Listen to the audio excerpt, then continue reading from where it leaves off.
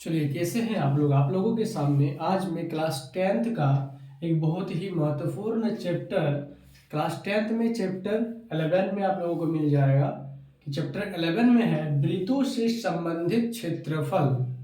वृत्तों से संबंधित क्षेत्रफल के बारे में हम लोग अध्ययन करेंगे।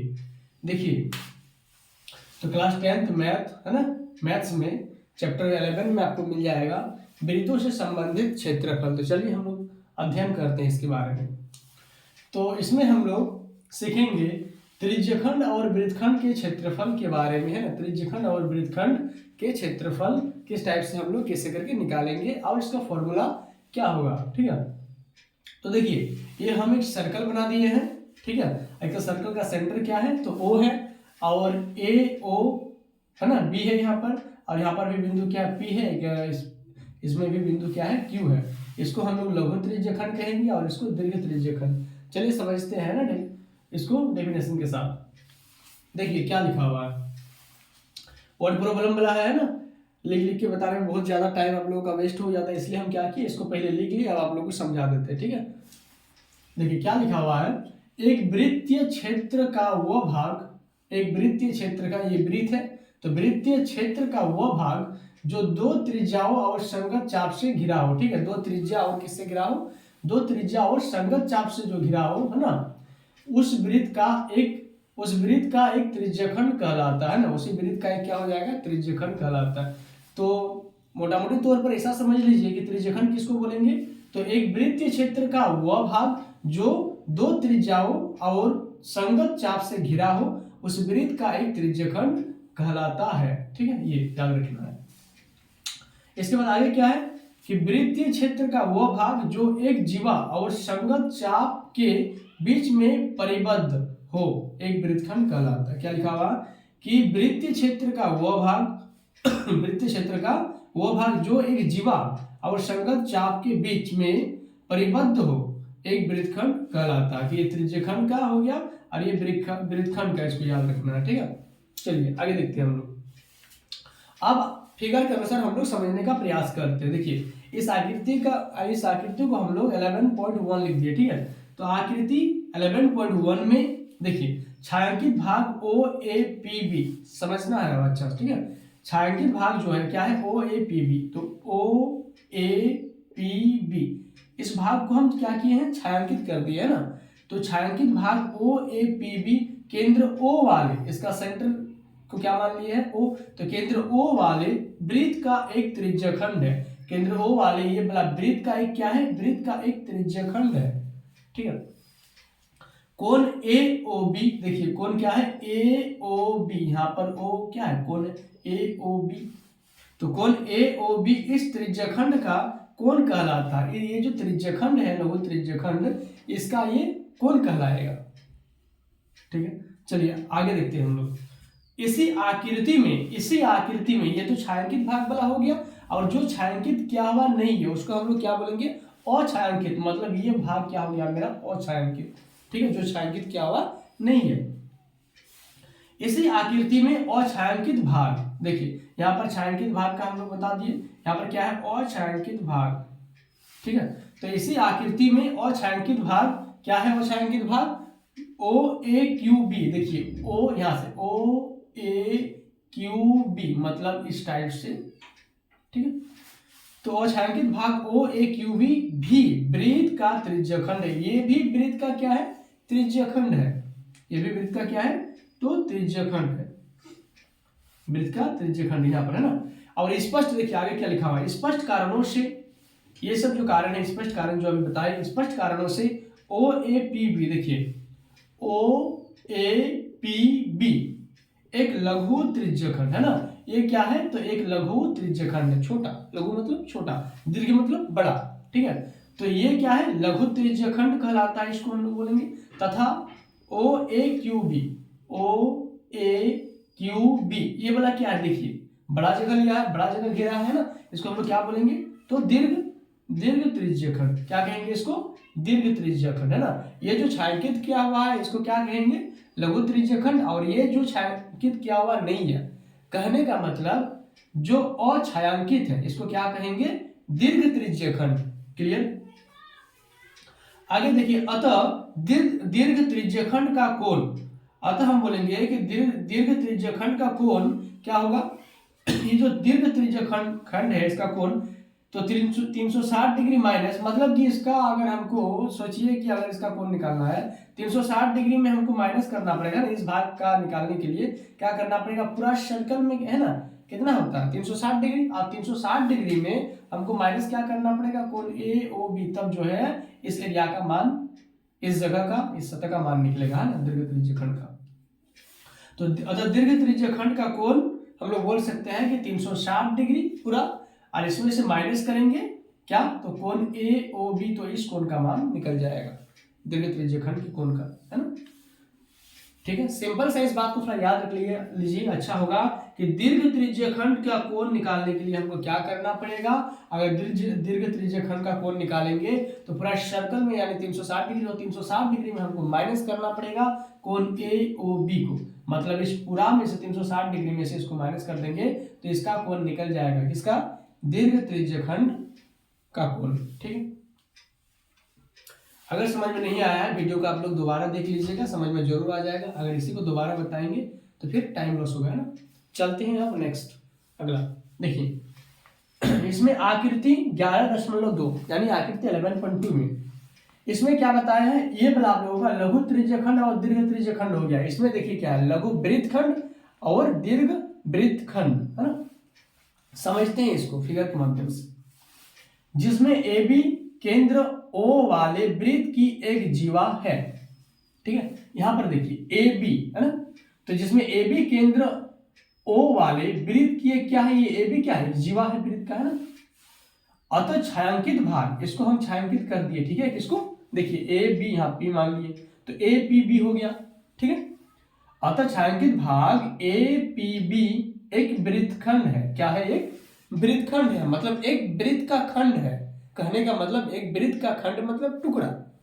ठीक है, और ये क्या है, अछायांकित, जो छायांकित किया हुआ नहीं है उसको क्या बोलेंगे, अछायांकित। देखिए लघु रूप मतलब, लघु रूप का मतलब क्या होता है, छोटा रूप, दीर्घ मतलब बड़ा, तो लघु वृत्तखंड है मतलब वृत्त का एक छोटा टुकड़ा, और दीर्घ वृत्तखंड मतलब वृत्त का एक बड़ा सा टुकड़ा, है ना, तो दीर्घ वृत्तखंड। तो यहाँ पर इस फिगर, अकॉर्डिंग टू फिगर, इस फिगर के अनुसार जो लघु वृत्तखंड है ये क्या है, छोटा है, दीर्घ वृत्तखंड क्या है, तो बड़ा है ना। तो लघु वृत्तखंड को यहाँ पर छायांकित किए हैं और दीर्घ वृत्तखंड को छायांकित किया हुआ नहीं है, मतलब कि हम लोग इस दीर्घ वृत्तखंड को क्या बोलेंगे, अछायांकित। देखिए तो यहाँ पर छायांकित भाग में क्या है, ए पी बी छायांकित, और अछायांकित भाग में क्या है, ध्यान से देखिए ए क्यू बी, ए यहाँ से क्यू बी, ये पूरा एरिया है ना, क्या है, तो दीर्घ वृत्तखंड है। देखिए क्या लिखा हुआ, तो अछायांकित भाग ए क्यू बी भी जीवा ए बी द्वारा निर्मित, जीवा ए बी द्वारा निर्मित एक क्या है, अन्य वृत्तखंड है, एक अन्य अलग वृत्तखंड है, वृत्त का टुकड़ा। अब ये जो ऊपर में हम लोग जो सीखे, है ना, तो स्पष्ट कारणों से क्या पता चलता है, देखिए पता ये चल रहा है कि ए पी बी लघु वृत्तखंड कहलाता है। ये जो ए पी बी है, ये जो ए पी बी है, ये क्या है, लघु वृत्तखंड, इसको हम लोग लघु वृत्तखंड कहेंगे। तथा ए क्यू बी, और ये जो ए क्यू बी है इसको क्या कहेंगे, तो दीर्घ वृत्तखंड, ये दीर्घ वृत्तखंड कहलाता है, इसको क्या कहेंगे, तो दीर्घ वृत्तखंड, और ये वाला हो जाएगा लघु वृत्तखंड। समझ में आया आप लोगों को यहां तक, ठीक है।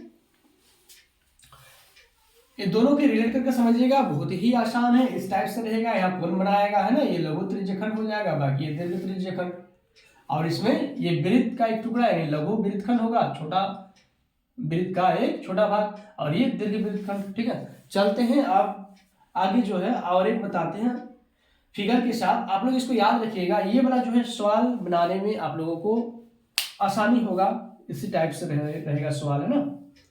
तो देखिए बात क्या है, नोट में लिखाए हैं, मतलब यहाँ पर इस बात को आप लोगों को याद रखना है, जैसे होता है ना कि जब तक क्या बोलते हैं आप लोग, एक पढ़े होंगे कि पाई का मान जो है कितना होता है, तो 22/7, और एक होता है 3.14। तो जब तक कोई मान लीजिए सवाल दिया हुआ रहता है, अगर पाई का मान हमको कुछ क्वेश्चन का ब्रैकेट में कुछ लिखा हुआ नहीं है कि पाई का मान हमको कितना बैठाना है और कितना नहीं बैठाना, उस कंडीशन में हम लोग क्या करते हैं कि पाई का मान 22/7 लेते हैं, है ना। और जब मान लीजिए क्वेश्चन लिखा हुआ है ब्रैकेट में फिर कहीं लिख दे कि हमको पाई का मान कितना लेना है, 3.14 लेना है, उस कंडीशन में फिर जब हम लोग फॉर्मूला बिठाते हैं और जिस जगह में पाई के मान को बिठाते हैं हम लोग क्या लिखते हैं, 3.14। सिमिलरली उसी प्रकार यहाँ पर क्या है देखिए लिखा हुआ, यहाँ पर बताया गया है, इस चीज को याद रखना है। कहा है कि जब तक अन्यथा न कहा जाए, जब तक अन्यथा न कहा जाए, वृत्तखंड और त्रिज्यखंड लिखने से हमारा तात्पर्य क्रमशः लघु वृत्तखंड और लघु त्रिज्यखंड से होगा। कहने का मतलब क्या है कि अगर क्वेश्चन में सिर्फ वृत्तखंड लिखा हुआ रहेगा, ठीक है, क्वेश्चन में सिर्फ वृत्तखंड, देखिए सिर्फ अगर वृत्तखंड लिखा हुआ रहेगा तो हम लोग क्या सोचेंगे, किसके बारे में बोल रहा है, लघु वृत्तखंड के बारे में। किसके बारे में, लघु वृत्तखंड के बारे में, ठीक है। और अगर क्वेश्चन में सिर्फ त्रिज्यखंड लिखा हुआ रहेगा तो हम लोग क्या कहेंगे, किसके बारे में कह रहा है, तो ये भी जो है लघु त्रिज्यखंड के बारे में, ठीक है। और क्वेश्चन में अगर दीर्घ का बात करेगा तो उसमें दीर्घ जो है लिखा हुआ रहेगा, और अगर सिर्फ क्या, सिर्फ अगर वृत्तखंड लिखा हुआ रहेगा तो हम लोग सोचेंगे लघु वृत्तखंड, और अगर सिर्फ त्रिज्यखंड लिखा हुआ रहेगा, देखिए सिर्फ अगर मान लीजिए वृत्तखंड लिखा हुआ रहेगा हम लोग इसको क्या सोचेंगे, लघु वृत्तखंड, और अगर त्रिज्यखंड लिखा हुआ रहेगा तो हम लोग सोचेंगे कि लघु त्रिज्यखंड, ठीक है। और बाकी अगर दीर्घ त्रिज्यखंड, अगर दीर्घ का बला गुना बात होगा तो उसमें क्वेश्चन में दीर्घ करके लिखा हुआ रहेगा, ठीक है। आगे हम लोग देखते हैं, देखिए इस फिगर में है ना, यहाँ ओ ए पी बी, फिगर में देखिए यहाँ ओ ए पी बी, यानी ये जो छायांकित किया हुआ है ना, यहाँ ओ ए पी बी केंद्र O और त्रिज्या R वाले, केंद्र O और इसका रेडियस क्या है R, तो केंद्र O और त्रिज्या R वाले वृत्त का एक त्रिज्यखंड है ना। वृत्त का क्या है, एक ये त्रिज्यखंड है ना, ये वृत्त का एक त्रिज्यखंड है, समझ गए। यहाँ पर जो OAPB है, जो OAPB है, ये जिसको हम छायांकित किए हैं, तो केंद्र O और त्रिज्या क्या है, और ये देखिए त्रिज्या R वाले वृत्त का एक क्या है, तो त्रिज्यखंड है, ठीक है। आगे देखिए क्या लिखा हुआ है, कोण AOB का अंशीय यानी माप, यानी डिग्री का माप, कोण AOB क्या माने है यहाँ पर, थीटा, थीटा के जगह में कुछ मान हो सकता है, कहीं 30 डिग्री, 45 डिग्री, 60 डिग्री, ठीक है, कुछ भी, अन्यथा एटसेट्रा कुछ भी हो सकता है। तो कोण AOB का यहाँ पर अंशीय माप क्या है, AOB का क्या माने, थीटा, तो यहाँ पर क्या है, माप थीटा, ठीक है, समझ में आया। तो हम लोग क्या कह सकते हैं, यहाँ पर ऐसा बोल सकते हैं कि त्रिज्यखंड OAPB, त्रिज्यखंड क्या, तो OAPB का क्षेत्रफल, त्रिज्यखंड OAPB, इस टाइप से क्वेश्चन रहेगा। मान लीजिए इसका हमको क्षेत्रफल निकालने के लिए कहेगा तो फिर इसका फॉर्मूला क्या हो जाएगा, इसका फॉर्मूला हो जाएगा θ/360 गुना πr², या आप लोग इसको इस प्रकार से भी बोल सकते हैं θ/360 πr², ठीक है। देखिए और बात क्या है, या तो त्रिज्यखंड OAPB का क्षेत्रफल बोलिए, या तो फिर इस जगह में हम थीटा माने हैं तो बोल सकते हैं, क्या बोल सकते हैं कि कोण थीटा वाले त्रिज्यखंड का क्षेत्रफल, कोण थीटा वाले त्रिज्यखंड का क्षेत्रफल क्या हो जाएगा, तो θ/360 गुना πr²। देखिए ये फॉर्मूला है, ये बहुत इंपॉर्टेंट है। क्वेश्चन को सॉल्व करते समय अगर फॉर्मूला ही याद नहीं रहे तो फिर सॉल्व कैसे होगा, इसलिए फॉर्मूला को याद करना अति आवश्यक है, अत्यंत जरूरी है ना, याद नहीं रहने से तो मैथ बनेगा नहीं। मैथ के लिए है ना क्या करना पड़ेगा, मैथ के लिए आपको फॉर्मूला अच्छा से याद रखना पड़ेगा। दूसरी बात है कि कैलकुलेशन सही तरीके से आना चाहिए, है ना, तभी मैथ का आंसर जो है आप लोग सही मिला पाएंगे, ठीक है। आगे बात क्या है, देखिए दो को यहाँ पर फॉर्मूला लिखा दिए और एक फॉर्मूला लिखा दिए, इसको भी देख लीजिए। अतः कोण थीटा वाले त्रिज्यखंड के संगत चाप की लंबाई, अगर कहे क्वेश्चन में कि कोण थीटा वाले त्रिज्यखंड के संगत चाप की लंबाई, तो उस कंडीशन में हम लोग फॉर्मूला यूज करेंगे क्या, तो θ/360 गुना 2πr, θ/360 गुना 2πr, संगत चाप की लंबाई में ये फॉर्मूला।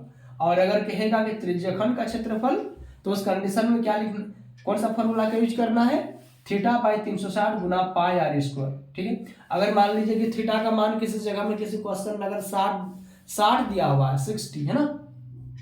तो क्या करेंगे, इस जगह में फॉर्मूला में जहां पर हम थीटा लिखे हैं उस जगह में 60 लिखेंगे।